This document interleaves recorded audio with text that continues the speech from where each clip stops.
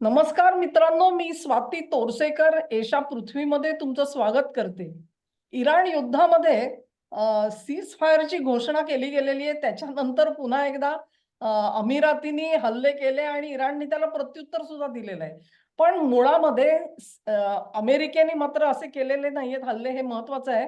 आणि त्यांनी जे आश्वासन दिलं की आम्ही 2 आठवडे हल्ले करणार नाही, त्याच्यामध्ये काही बदल झालेला नाहीये. पण मुळामध्ये अमेरिका अशी 2 पावलं तिला मागे काच जावं लागलं आणि C-130 ची 2 विमानं आली, ती तिथे फसली. ती अखेर तिथून निघताना अमेरिकन जी तुकडी आलेली होती त्यांना ती फुंकून टाकावी लागली. म्हणजे त्यांना भस्मसात करून मग ह्या टीमला परतावं लागलं. ही ही सगळी घटनांची जी मालिका आहे ना, ती अत्यंत बुचकळ्यात टाकणारी आहे.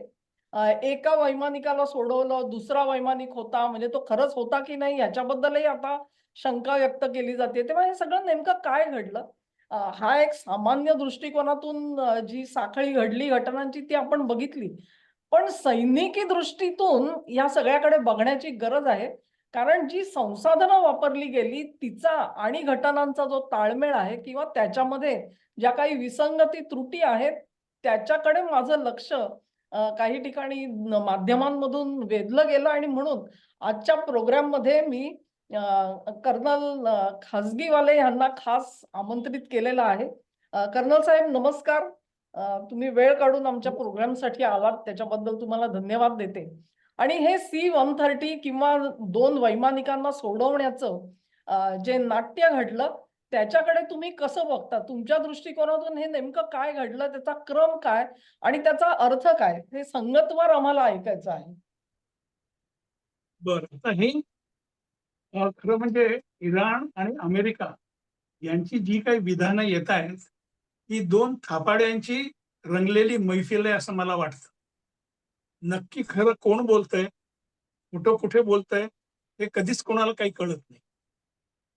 त्यामुळे आपण हे ग्राह्य धरूया, की त्यांचं एक F-15E विमान पाडलं गेलं. कारण काहीतरी ग्राह्य धरल्याशिवाय पुढे आपण जाऊ शकत नाही. हे विमान पडलं. ही वस्तुस्थिती आहे. या विमानांमध्ये नेहमीच 2 कर्मचारी असतात. एक पायलट असतो आणि एक वेपन सप्लाय ऑफिसर असतो. त्यामुळे ह्याच्यामध्ये काही प्रॉब्लेम नाहीये. हे विमान पाडलं गेलं अमेरिकेच्या म्हणण्याप्रमाणे, की खांद्यावरून फायर केलेल्या एका लॉन्चरद्वारे हे विमान पाडलं गेलं. तर ज्याला मॅनपॅड्स म्हणतात. तर इराणकडे मॅनपॅड्स हा नावाचा जो प्रकार आहे, या प्रकारातला इग्ला नावाचं एक रशियन मॅनपॅड त्यांच्याकडे असावं. ह्या मॅनपॅडची सीमित रेंज असते. हे मॅनपॅड बेसिकली 3 ते 6 किलोमीटर लांब जाऊ शकतं आणि उंचीला 15,000 फुटाहून जास्ती हे जाऊ शकत नाही. म्हणजे याचा हे आता जे तुम्ही सांगताय मॅनपॅड ते आणि स्टिंगर मिसाईल जे वापरायचे अफगाणिस्तानमधले ते तेच आहे. साधारण तसंच आहे. त्याच्याच प्रकार. ठीक. तो अमेरिकन स्टिंगर होता, रशियन इगला असतो. बरं. तर आता म्हणजे आता हे नक्की झालं, की हे मिसाईल फायर केलं गेलंय, हे 15,000 फुटाच्या खाली विमान असताना फायर केलं गेलेलं आहे. तर 15,000 फुटाच्या खाली विमान असताना फायर केल्यानंतर विमानातलं जे इजेक्शन सिस्टीम असते, ही इजेक्शन सिस्टीम ताबडतोब कामात येते आणि 0.5 किंवा 0.6 सेकंड्समध्ये हे दोन्ही वैमानिक विमानाच्या बाहेर फेकले जातात. बाहेर फेकले गेल्यानंतर हे विमान 600 ते 800 किलोमीटर वेगाने जात असतं. तर त्या वेगाने विमान जातंय म्हणजे त्यांचाही तोच वेग असतो. त्यामुळे इजेक्शन झालं, एक फार मोठा धक्का त्यांना बसतो आणि वर हवा असल्या कारणाने, हवेचा वेग असल्या कारणाने त्यांची जे खुर्चीसकट बाहेर फेकले जातात, ते गोल फिरायची शक्यता असते. छोटं पॅराशूट डिप्लॉय होतं.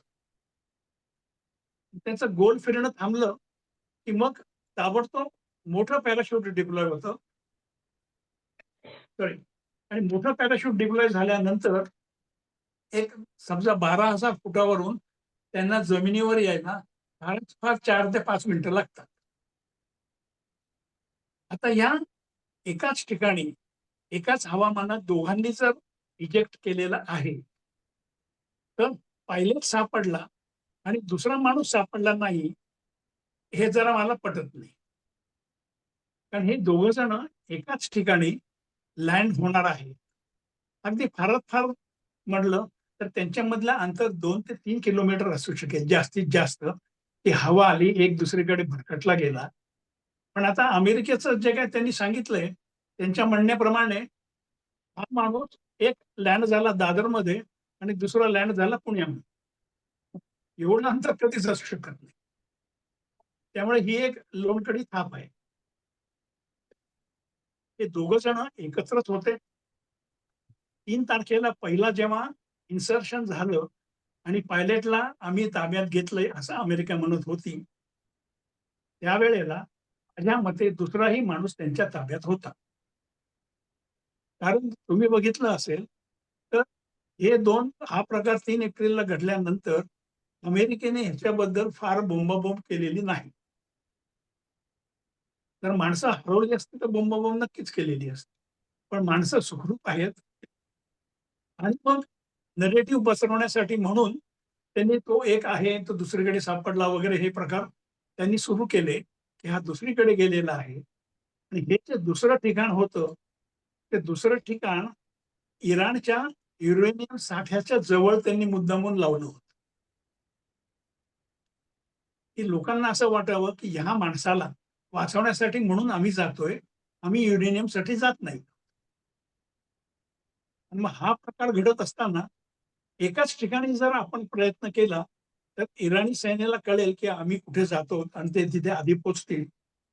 म्हणून त्यांनी 3-4 ठिकाणी असे खोटे-खोटे जसं कात्रजचा घाट आपण म्हणतो, तिथे खोटे-खोटे बनाव करून 3-4 ठिकाणी इन्सर्शन्स करायचे प्रयत्न केले.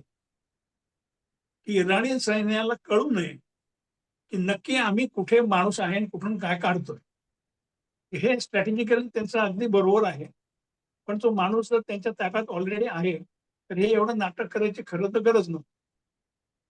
गरज मुख्य अशी आहे, की त्यांना त्या ठिकाणचा युरेनियमचा साठा आहे. तो युरेनियमचा साठा ताब्यात घ्यायचा प्रयत्न त्यांना करायचा होता. लढाई सुरू होण्यापूर्वी हा असा प्रकार आपल्याला करावा लागणार आहे, हे अमेरिकेला स्पष्टपणे कल्पना होती. त्यामुळे याची त्यांनी तयारी आधीपासूनच करून ठेवलेली होती.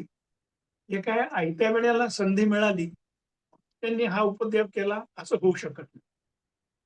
एकंदर या सर्व प्रकरणामध्ये वेगवेगळ्या प्रकारची 155 विमानांनी भाग घेतलाय.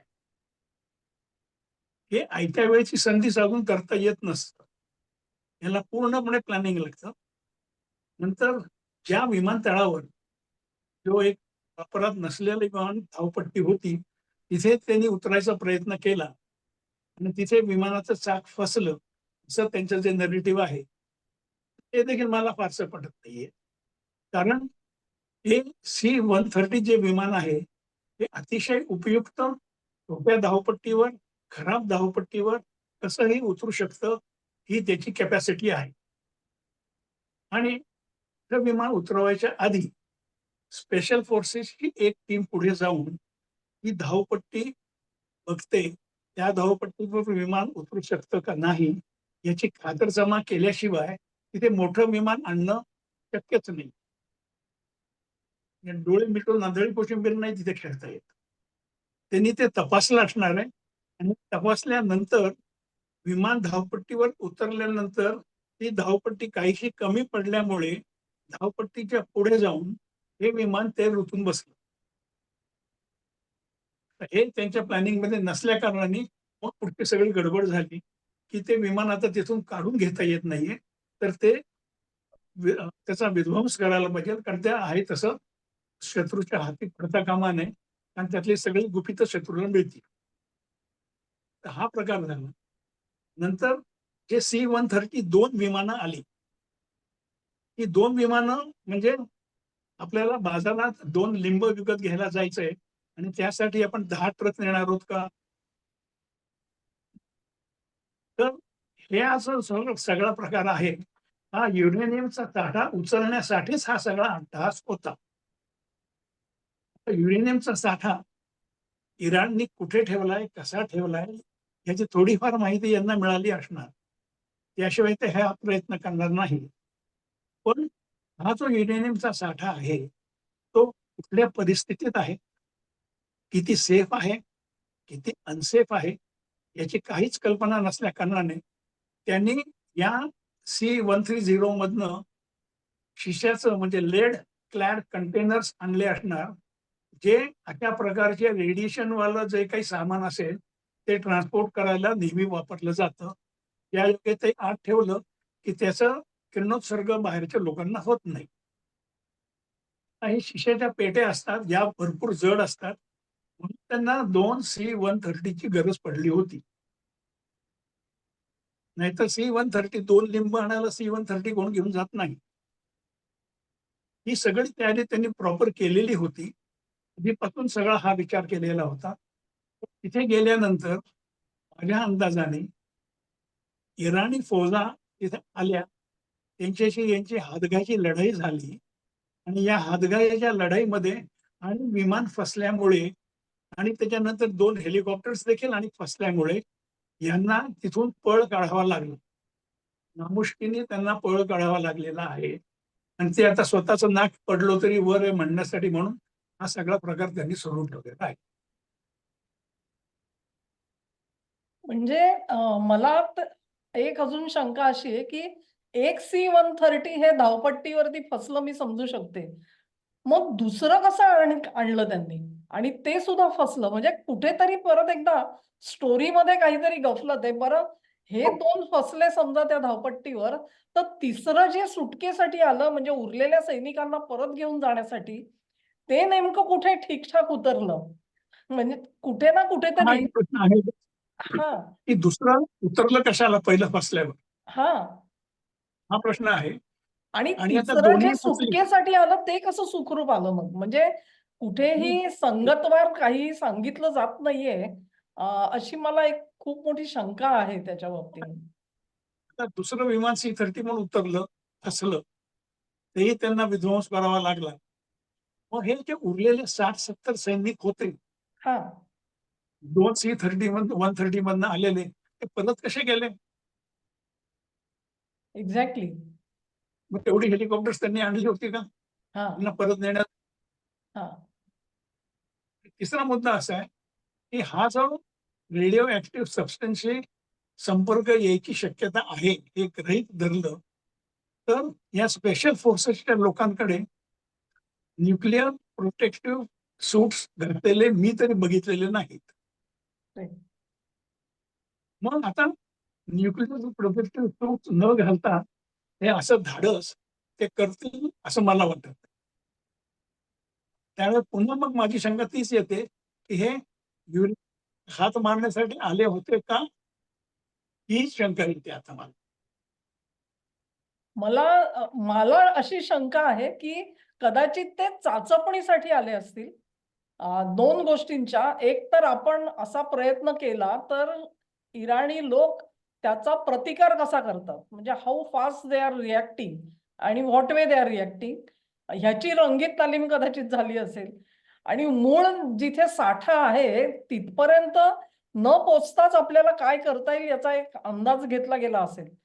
किंवा दुसरी गोष्ट अशी आहे, की साठा कुठेतरी भलतीकडेच आहे आणि तिथे न जाता हे इथे ह्यांनी ही रंगीत तालीम कदाचित घेतली असेल.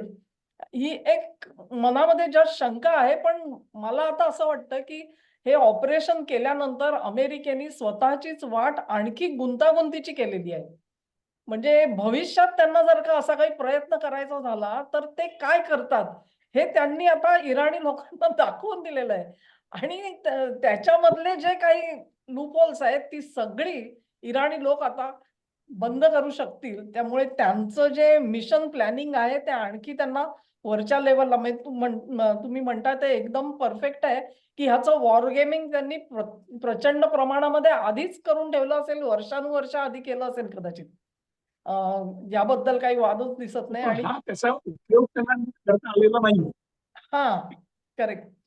म्हणजे हे आयत्या वेळी 155 विमानं उडवायची, ती सुद्धा लढाऊ विमानं. मित्रांनो, तुम्ही कल्पना करा हो, की त्याच्यासाठीच किती अवधी लागेल. आणि जसं तुम्ही म्हणताय की ही 155 विमानं चाचपणीसाठी नाही जाऊ शकत. हां, बरोबर आहे. हा तुमचा जो मुद्दा आहे, की 155 विमानं ही केवळ चाचपणीसाठी कोणी पाठवणार नाही. हा अतिशय तार्किक मुद्दा आहे.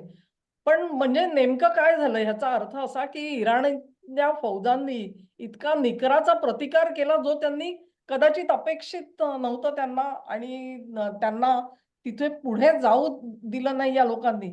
हातघाईचा प्रसंग आला असं दाखवणारं इतर काही तिथे आपल्याला घटनास्थळी दिसतं का? तिथे या ठिकाणी हा प्रकार घडला त्या ठिकाणी एक A-10 विमान, 2 हेलिकॉप्टर आणि 3 विमानं नष्ट होणं हेच त्या मुख्य खुणा आहेत. हां. की एवढा तिथे तो प्रतिकार झाला होता. त्यामुळे त्यांना विमानं आणि ते सगळं A-10चं फ्युएल रिफिलिंग करणारं विमान आणि 2 हेलिकॉप्टर ही विध्वंस करूनच त्यांना तिथून निघावं लागलं. ह्याच खुणा आहेत की तिथे कडवा प्रतिकार झाला होता. आता हे अमेरिका कबूल करत नाहीये आणि तिथे कडवा प्रतिकार एवढा झाल्यानंतर अमेरिकन सैन्याला काहीही हानी झाली नाही. हे थोडं चमत्कारिक आहे. हानी झालेली आहे माझ्या मते. पण बॉडी बॅग्स टू अमेरिका हे सर्वात मोठी भीती प्रत्येक अमेरिकन प्रेसिडेंटला असते. त्यामुळे ते उघडपणे हे कबूल करत नाहीये. मग म्हणजे असं होतं का काही, की एक तर तुम्ही म्हणलात, की त्यांनी किरणोत्सर्ग थांबवणारे ड्रेसेस सुद्धा घातलेले नव्हते. मग असं म्हणता येईल का, की असे ड्रेस घातलेले जे लोक आहेत ते नंतर येणार असतील, हे पहिल्यांदा साफ-सफाई करणार असतील आणि मग ती टीम आत जाऊन मटेरियल हे करणार असेल आणि नंबर 2 त्यांना असं वाटलं असेल, की कदाचित ते सैनिक जे आहेत ते आपल्याला कोऑपरेट करतील आणि तिथपर्यंत घेऊन जातील आणि आपला मार्ग कदाचित सुकर होईल. अशी काही शक्यता वाटते का तुम्हाला? हो, कारण हे जे टीम जी आता गेलेली होती, ज्यांना लढाई करावी लागली, त्यांच्याकडे प्रोटेक्टिव्ह सूट्स नव्हते आणि प्रोटेक्टिव्ह सूट्स घातल्यानंतर हातघाईची लढाई करता येणं शक्य नसतं. त्यामुळे ते स्थान जे आहे, ते आधी स्पेशल फोर्सेस जाऊन ते सिक्युअर करणार, ते सेफ करणार आणि हे सेफ सिक्युअर झाल्यानंतर मग स्पेशल ते ड्रेस घातलेली लोकं येतील आणि मग प्रत्यक्षात युरेनियमचा जो साठा आहे, तो हलवायचं काम नंतर सुरू होणार होतं.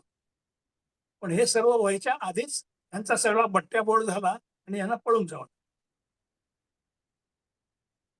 मला वाटतं युरेनियम तिथून काढता येणार नाही. म्हणजे ती शक्यता मावळल्यानंतरच ट्रम्प हे सीज फायरसाठी तयार झाले असावेत, असं मला हो, वाटतं. कारण पण आता म्हणजे त्यांचा टास्क एवढा गुंतागुंतीचा झालाय, की त्यांनी म्हणजे तुमचं म्हणणं समजा आपण हे केलं, की तिथेच युरेनियम आहे आणि तिथूनच ते काढायचं असेल, तर आता तर त्याच्या संरक्षणाची तयारी आणखी 10-20 पट इराण करून ठेवेल. तेव्हा इथून पुढे जर का असे प्रयत्न करायचं म्हटलं, तर माझ्या अंदाजाने त्यांना 8, 10, 50 नाही कित्येक सैनिक हकनाक गमवावे लागतील, एवढी तयारी करून आत घुसावं लागेल कदाचित अमेरिकेला. नाही आता प्रश्न असा आहे, की एवढं झाल्यानंतर इराण तिकडे युरेनियमचा साठा ठेवणारच नाही. तो अवतून तिथून हलवतील आणि नव्या ठिकाणी घेऊन जातील. मग पुन्हा बरोबर. यांना शोधात धुंदर साहजानं करत बसावं लागेल. हां. कारण नवी माहिती इस्रायलकडूनच मिळणार आहे यांना. हां. अमेरिकेचे ऑन ग्राउंड ह्युमन इंटेलिजन्स तिकडे नाहीये. बरोबर आहे. ह्युमन इंटेलिजन्स जो काही आहे, तो इस्रायलचा आहे. आणि रशिया आणि चीन इराणला मदत करतीये. त्यामुळे अमेरिकेच्या हालचाली व्हायच्या आधी किंवा त्या सुमाराला चीन आणि रशिया इराणला पूर्ण माहिती पुरवते आहे. आणि ह्या माहितीवरून आता ह्यांच्या अमेरिकेप्रमाणे यांचा चौथा स्तराचे जे काही नेतृत्व आहे, ते इतकं कुशल दिसतंय की ते असले सर्व स्ट्रॅटेजिक निर्णय अतिशय चांगल्या प्रकारे घेऊन अमेरिकेसारख्या एका महाशक्तीच्या नाकी नऊ आणतायत. हे त्यांचं कर्तृत्व नाहीये का? चौथ्या फळीतल्या नेतृत्वाचं. खरंय. म्हणजे ते किती त्यांना सुद्धा प्रशिक्षित आणि तयार केलेलं आहे. आणि दुसरं म्हणजे हो. त्यांचं कुठेही मॉरल कमी झालेलं नाहीये. हां. मनोधैर्य जे आहे ते अत्यंत उच्च पातळीवरती आहे. अन्यथा अशा प्रकारची हातघाईची जी लढाई आहे ती अमेरिकन सैनिक हरले त्याच्यामध्ये हे एक मोठं आश्चर्य म्हटलं पाहिजे. कारण समोर हो. त्यांना माझ्या अंदाजाने त्यांना शत्रूचा काहीही अंदाज नाहीये, असं आपण म्हणू शकतो. पण मला एक शंका दुसरी आहे, की हे हं. मटेरियल जे आहे ते एका जागेहून दुसरीकडे हलवायचं म्हटलं, तर त्याच्यासाठी सुद्धा प्रचंड सावधानता बाळगावी लागेल आणि ते जर हो. का त्यांनी केलं, तर ते म्हणजे त्याचा सुगावा नाही का लागणार, की हे असं होतंय म्हणून? सुगावं लागेल त्याचं. नक्कीच सुगावं लागेल. हां, पण जसं आपण पोखरणचं जेव्हा केलं होतं, त्यावेळेला पोखरणचं करत असताना अमेरिकन सॅटेलाइट्सला आपण फसवू शकलो हां. आणि मग हा सगळं आपण कार्यक्रम पूर्ण केला. तसाच इराण देखील करू शकेल. सॅटेलाइट्स नक्की कुठे केव्हा येतायत याची माहिती रशिया आणि चीन इराणला देऊ शकते. मग त्या ब्लँक स्पॉट्समध्ये त्यांनी जर हलवलं, तर कोणालाच काही करणार नाहीये. आणि ही काही नवी युद्धनीती नाहीये, ही जुनी युद्धनीती आहे. पण म्हणजे ह्याचा अर्थ असा, की त्यांनी देशभरामध्ये अशा अनेक जागा हेरून ठेवलेल्या आहेत, अल्टरनेटिव्ह जागा, की जिथे हे आयत्या वेळी हलवता येऊ शकेल आणि त्याची कदाचित हो. त्यांनी सोय सुद्धा करून ठेवलेली आहे. म्हणजे तुम्हाला दिशाभूल म्हणून एका बाजूला वळवायचं आणि प्रत्यक्षात दुसरीकडे न्यायचं, ह्याचंही प्लॅनिंग कदाचित झालेलं असू शकतं. कारण त्यांनी अ, म्हणजे ही गोष्ट जी आहे त्याची कल्पना केलेली असणार आहे याच्या आधी. आणि नाही आता तसं तुम्ही प्लॅनिंग बघा, केलेलं आहे. हां, इराणला त्यांच्या न्यूक्लिअर रिएक्टर आणि न्यूक्लिअर साठ्यावर हां, इस्रायल हल्ला करेल हे नेहमीच भय त्यांच्याकडे होतं. हां, त्यांना हां. माहीत होतं. करेक्ट. त्यामुळे त्यांनी हे डिस्पर्शन युरेनियमचं इस्रायलच्या भीतीने आधीच करून ठेवलेलं असणार आहे.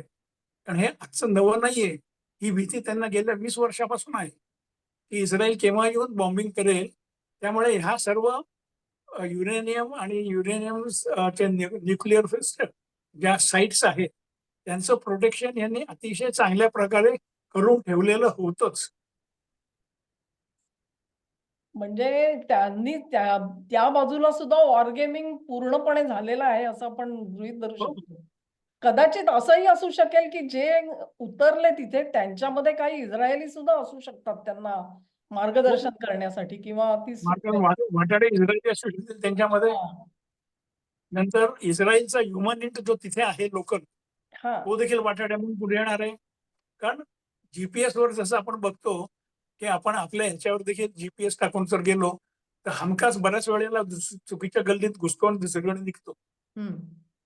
त्यामुळे जी-पी-एसवर ते देखील किती विश्वास ठेवतील, ही शंका आहेच. शेवटी बरोबर. ह्युमन इंटेलिजन्स हा सर्वात चांगला आणि सर्वात करप्ट न होणारा इंटेलिजन्स असतो. विश्वसनीय आहे जास्त. आणि जितका पिन पॉइंटेड इंटेलिजन्स म्हणजे ह्युमन इंटेलिजन्स देऊ शकतो, तेवढी ही साधनं देतील असं नाहीये. त्यामुळे हा पॉइंट सुद्धा नाही. महत्वाचा आहे, की तिथे त्यांना ऑन द स्पॉट मदत करणारी काही माणसं तरी असतील, जी IRGC केडरमधली नसतील, पण निदान त्याच्या बाहेरची मतं कदाचित सिव्हिलियन माणसं मदत असतील, हां, जे असतील. आता तुम्हाला हे आठवत असेल, की हां. इस्रायलनी इराणचा एक कमांडर तेहरानमध्ये त्याच्या कारमध्ये बसत असताना रिमोट बंदुकीने उडवला. हो. म्हणजे तिथे ह्युमन इंटेलिजन्स समोर बघत होता, की हा माणूस आत बसतोय आणि करेक्ट. मग त्यांनी मेसेज दिला आणि मग त्या मेसेजप्रमाणे त्यांनी कारवाई केली. एवढं इस्रायलचं तिथे ह्युमन इंटेलिजन्स नेटवर्क पक्कं आहे. करेक्ट. म्हणजे काही सेकंदात हा संदेश पोहोचवायचा आणि तेवढ्या वेळामध्ये हल्ला करून घ्यायचा. या दोन्ही गोष्टींचा संगम त्यांना करता आला. अ, हो. म्हणजे खरं सांगायचं झालं तर युद्धनीती म्हणून दोन्ही बाजू या किती पराकाष्ठा करता आहेत.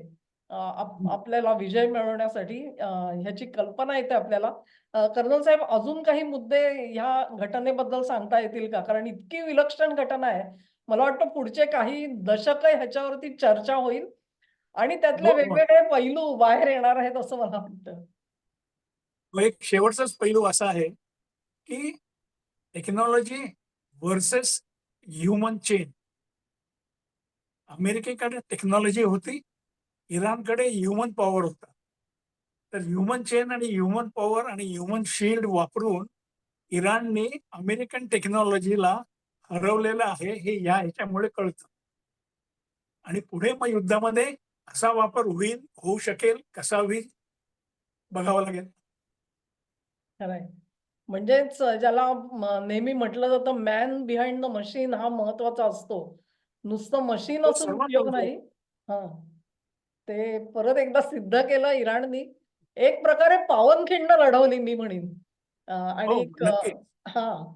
आणि इतकी मोठी लढाई ही झालेली आहे, जिचे आपल्याला अजूनपर्यंत म्हणजे ही सगळं आपण तर्काने सांगतोय, की काय घडलं असू शकतं म्हणून.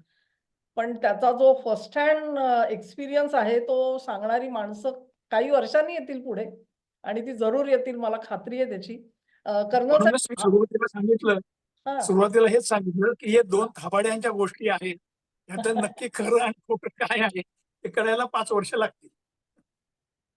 पण तोही एक प्रकारे युद्धाचं एक अंग असतं ते, हो, कारण एक काही भाग आहे. गोष्टी या दिशाभूल करण्यामध्येच युद्ध यशस्वी होऊ शकतं. तुमच्या नक्कीच, शत्रूला नक्कीच. तुम्ही सगळीकडे. बेसावत ठेवणं आवश्यक असतं.